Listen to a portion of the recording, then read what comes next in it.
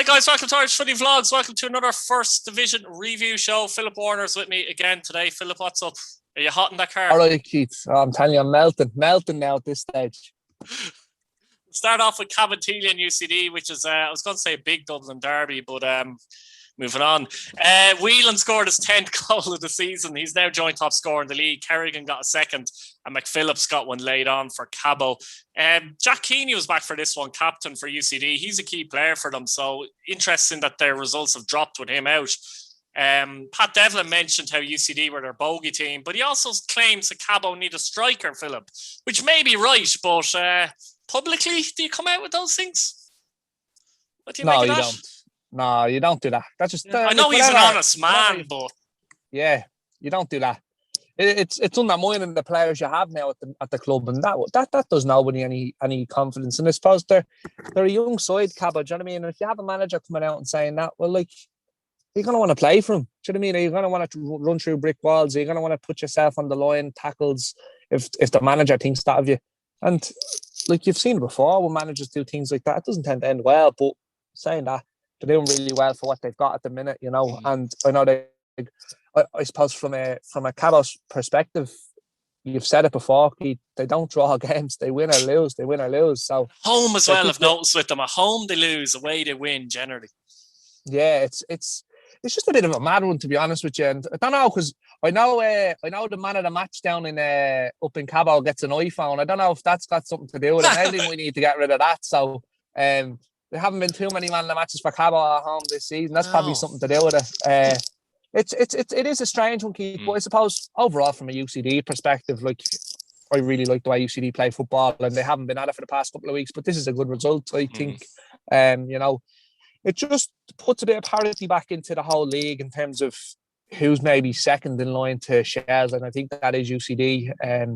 You know, other teams around them have been getting stronger and closer. So it is nice to see that they're able to put a result back on the board and kind of just say to everyone, yeah, look, we might not win the league, but we're going to really, really push ourselves towards this the second spot and really challenge when it comes towards the playoffs, because they've got a really strong side, UCD, and when they're at it, they're at it. But I think you need to kind of look at it as well from a perspective of a neutral point and say, well, they are conceding a lot of goals. You dropped you again. Sorry there, Keith. It's gone again. Yeah, there I'm back. So I suppose, where was I? The perspective of a neutral where they are conceding a lot of goals isn't great. So they'll need to sort that out come the playoffs. But saying that, I'd still fancy them at the moment, just in terms of the quality of squad they have. Obviously disappointing for Cabo with the result, but as I said, Keith, they win one week, lose the next. So I think they'll be all right as well. But they obviously need to kick on now and get another result next week. And look, with that public statement from the manager, is that going to happen now? Well, that all remains to be seen. But overall, I look back at the highlights. It was an okay game. I thought Cabo played all right throughout the spells of the highlights that I've seen. But UCD, when they did get the ball down, they played some lovely stuff. And I think the surface helped as well. They deserved their result. Yeah, like in fairness to Cabo, 13 goals in 13 games. I know it's not enough, but I still think they're doing better than I thought personally they do. The 4 points of second place, sixth in the table. But as well as that, like, it's never always the striker for me anyway. It's usually a team thing. Like, I wouldn't be the type to put all the pressure on the centre forward, because, you know, you need goals from all over your team, let's be honest, to do well. Yeah, 100%. And I suppose, look, the way it is, you look at both, if Georgie Kelly doesn't perform, they tend to not get a result, you know, and they've got a couple of players around them that can score goals. But I think that's kind of a good example. And I think Cabo are quite similar. They don't get enough goals from midfield, in my opinion, you know, and centre forward wise, we all know they haven't got enough there. But Cabo haven't got the biggest budget. Like, you look around, who are they going to bring in? Do you know what I mean? It just, at this time now, with how things are going, I just don't know. I'd say they'll get to the playoffs, but if you look at teams that are going to be in there as well, I just don't know if they'll have enough. I think this is probably a weaker side that Cabinteely have had, but saying that they're still performing and doing okay. So don't rule them out, but just the quality of players that they have at the moment just might not be enough for them. They finished Athlone 0, Bray Wanderers 0. I think Bray will be the happier with this. Ryan Graydon got a red card after 35 minutes in this game. I was going to say Athlone be happy with a clean sheet because they were conceding goals, but then again, Bray, the man sent off after 35 minutes. So it kind of it changes the perception and the way the game probably went and all that kind of thing. But from Bray's point of view, they're in 5th. They're ahead of Cabo on goal difference in the playoffs there. Athlone are only a point behind. You were nearly going to go to this game as well.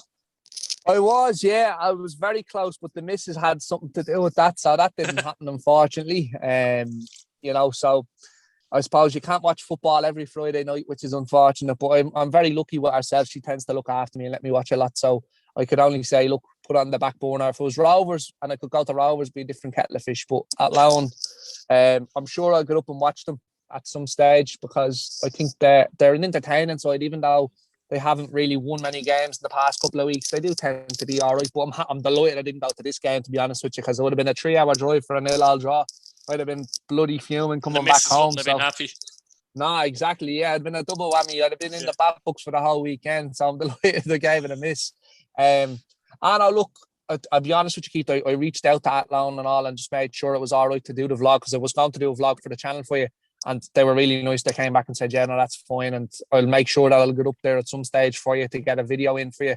But, they're a good club, to be fair, actually, as well. And by the way, Philip, they've actually announced a partnership with Derry Rovers as well. Yeah, seen that was today. See that? Yeah, they're a club in Offaly, so it's good that they're doing good work down there, getting these affiliations and partnerships with other clubs, and just trying to move on, develop the club, because that's what this season was all about, in my opinion. They did bring in good players, but in reality, they're setting themselves up for the future. Yeah, 100%, Keith. And to be honest with you, I didn't think they'd be doing as well as they are. Let's look at them if you look at them last season, Jesus, exactly. They have come on leaps and bounds. Even if they've only got 5 wins, I think it is. You know what I mean? Defeat to Dundalk was cringy, wasn't it? You were look kind at of that. Oh. Do you know what I mean? This is, you look at it and say, this is not really real, but this isn't a football club. But by God, I tell you one thing. They deserve nothing but credit and an absolute credit to everyone that's running that club down there, because what a job. Even if they don't finish in the playoffs, I'm pretty sure if you look at it from the end of the season, you'll say that's a good result for Athlone in terms of what they've done, The other side to it is they've got the recruitment right in the last couple of windows. Do you know what I mean? Like, as you said, with the Dundalk defeat, it's nearly a different team now. Do you know what I mean? It's a good young squad, but they've got a couple of experienced lads in there as well. The likes of Duna, who's been there, seen it, and he's seen that league. Curtis Burns, Meany from Drogheda as well came in there. So players like that, yeah, and it's just credit to them. Like, talking about the game, Keith, I'll be honest with you, I haven't looked back at the highlights, and simply because it looked like a shite mill. Do you know what I mean? As you said, though, I think Bray would be happier with that result off the fact that they played for 10 men with a lot of the game. So Athlone probably will be kicking themselves here, probably a chance to get this little rut off the back of getting 3 points on the board. But look, as I said, they can take nothing away from themselves this year. They've been brilliant in position at where they are, not in terms of the last few weeks, but overall the progress they're making is really, really good. And Bray, again, another point on the board, as I said, slowly going about their business. And can't seem to get Gary Shaw fit, though. They'll just need to really make sure they're bang. Sorry, Philip, can you hear me? Sorry, I can hear you. Yeah, can you hear me? Oh, grand. Yeah. Sorry, I'm there. Like, Gary Shaw is, like, it's gas because I see him walking around Newbridge all the time. It looks like there's not a bother to him, and then all of a sudden he's out for 3 or 4 weeks. And Jesus Christ, I see him walking the other day. He's grand, like, do you know what I mean? And now look, Gary's a brilliant player, and I have a lot of time for him. He's a really good footballer, really nice bloke, and I like to see him do well for Bray, because Bray are a good club, Keith, and I personally think they belong in the top flight. They've kind of gone through the motions a bit over the past couple of years, and it was kind of dark times at such, where there was questions over them, but they've responded to that well, and they'll finish in the playoffs. Don't rule them out, Keith. If they can get Shaw fit, and do you know what I mean? Let's be honest. Now, like, there's a few teams around them. There's a few.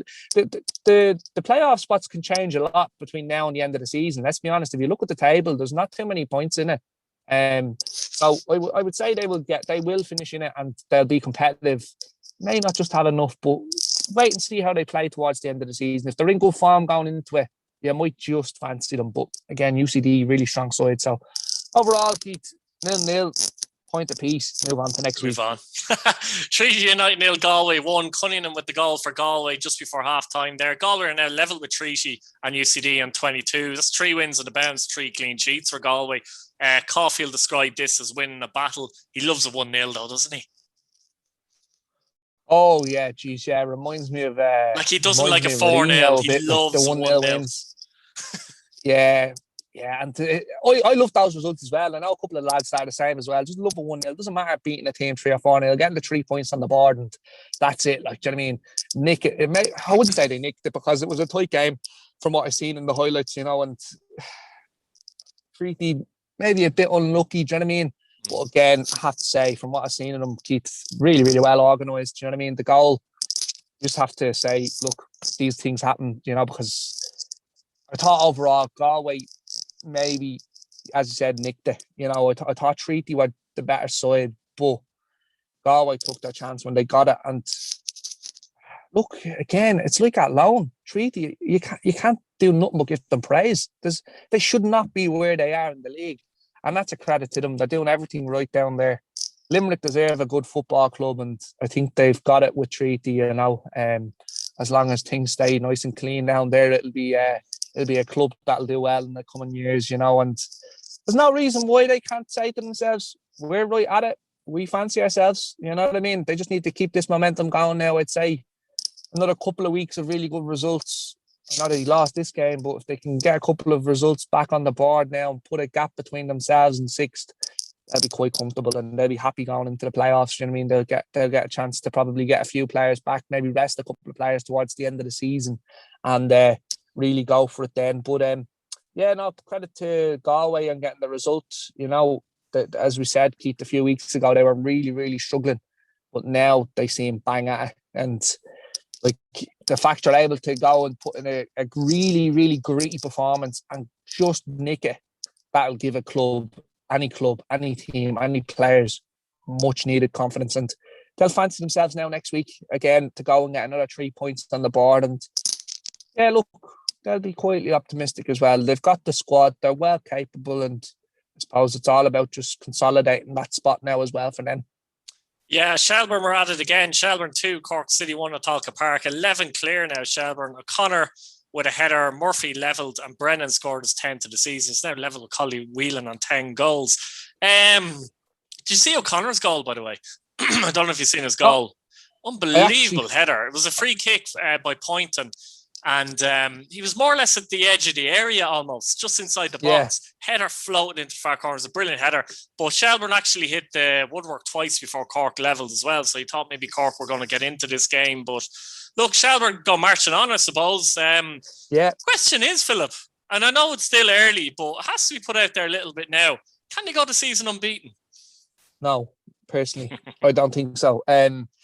I'll be honest with you, Keith. I need to apologise to Cork City fans because I said they were going to get beat 6 or 7 here, and it could have probably been. I didn't. I was really disappointed that I went and said that after Cork had come off a decent set of results. So, like, you need to look at it and say they went and gave Shells another good goal as well, and they got a goal. They're a bit fortunate, as you said, with hitting the post, but a small little turnaround. Do you know what I mean? Like, everyone thought it was going to be doom and gloom. I don't think they'll make the playoffs, but I just think they'll be slightly optimistic for next season. I think they'll build on this now. The result, even though they got beat against the Shells. So it's to answer your question though, I just think last week I seen a bit of complacency with them. I went and watched the highlights back at the Wexford game, and to me, although they rested a couple, they looked a bit complacent, and Wexford could have very easily got something out of that game. You know what I mean? And I just don't think that a team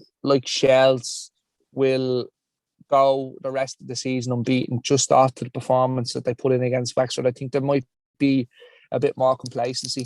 Or who knows? They might go unbeaten until the league is official, and then they might just not slip up, but as in lose games then. Like, do you know what I mean? But I don't know, Keith.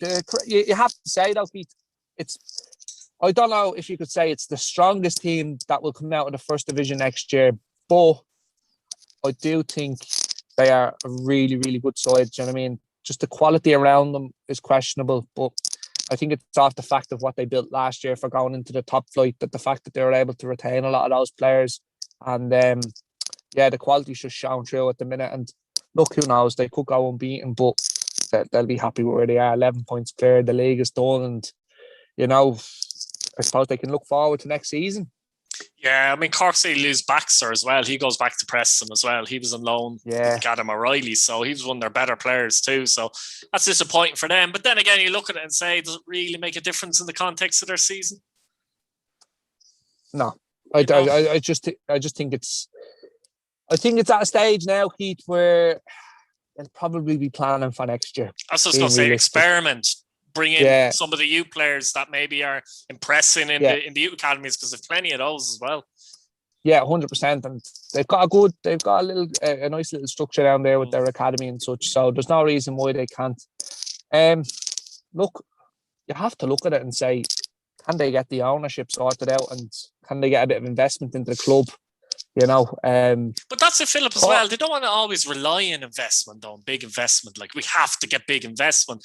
Like, even if it's 5 years and say they didn't get too much investment, but could concentrate in bringing young players through in Cork, because there's plenty of players in Cork that come through. Like, yeah, no, you're dead right, Keith. But like, the other side to it is, Keith. I hate saying it, but Cork are a big club.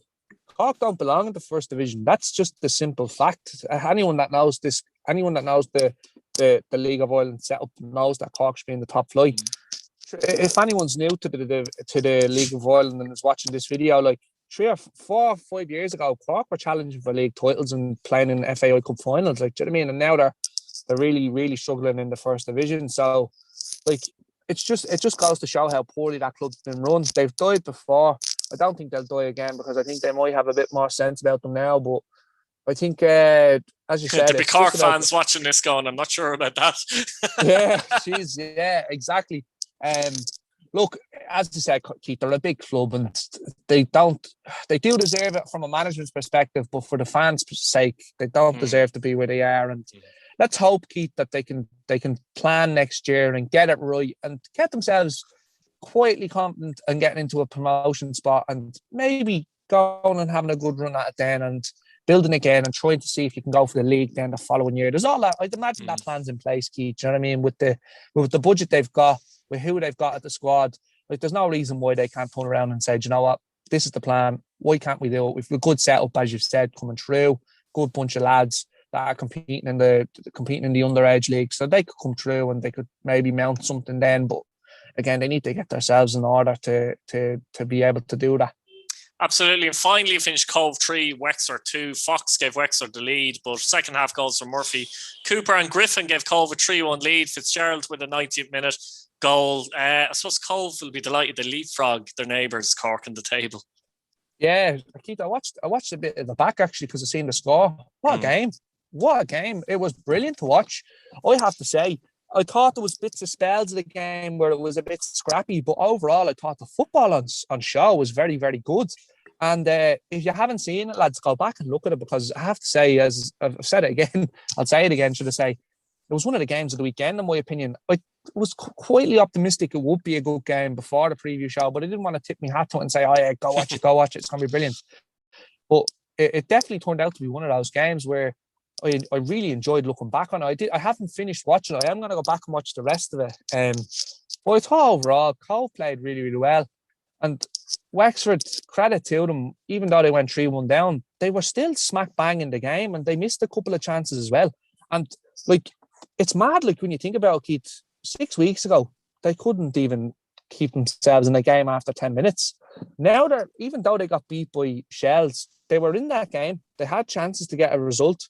And the same with this game in Cove, like, they created chances, and there was no reason why they couldn't have got a result either. So, like, you have to say, the new management that have come in, they're doing a brilliant job, and they're getting the most out of players that they have, which is brilliant. And I'm pretty sure they've lost someone in the past week or two. Someone's left the club, I think. I'm just trying to remember who in the name of Jesus it is.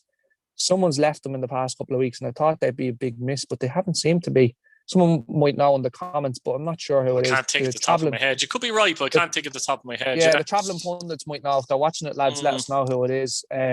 But they've done really well, and there's no reason why they can't build off this. I know it's another defeat, but it's a good defeat. They're competitive and they're in the game, whereas 6 or 7 weeks ago, they're getting blown away by teams. So I have to say, go back and watch it if you've seen it. Cove again, though, as you said, leapfrog their neighbours, and really, really good football. I really enjoy watching them, and I want to get down and watch Cove as well and do a vlog for you, Keith, on them, because they just seem like a nice club and doing really well at what they're doing.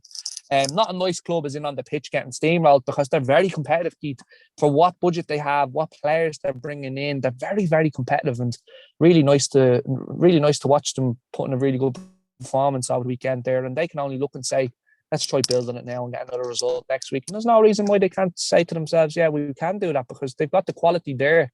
It's just maybe the teams that they're coming up against might have that little bit more, but on a given day, they could turn up and get a result easily. So, yeah, it was a good game to watch, Keith, and I have to say, really enjoyed it. It was one of the games of the weekend for me so far. I'm going to finish it when I get home and see what the rest of it was like, but I really enjoyed it. And the first division this week, Keith, there was a couple of results that went probably the way we didn't expect it in the preview show, like we called, but overall, you have to say, very satisfied with the games and the quality that's been on show. So, yeah, onwards and upwards, and hopefully it continues. As I said, Keith, the football that's been on show in both first division and Premier Division has been really, really good. So the Euros can go and feck off, in my opinion.